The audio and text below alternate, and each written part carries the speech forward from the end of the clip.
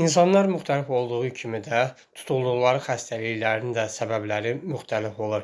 Yəni ki, hər bir insan eyni səbəbdən dolayı eyni xəstəliyə yoluxmur. Burada bir tətikləyici mexanizm vardır.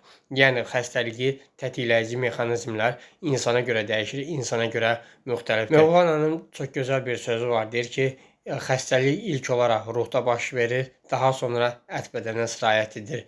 Yəni bunların səbəbləri də müxtəlif olur, tətikləyici mexanizmlər də müxtəlif olur. Örnək üzərindən davam etsək, qaraciyərin problemləri bir çox səbəblərdən dolayı olur. Birinci olaraq əsəb, öfkədən dolayı ola bilər.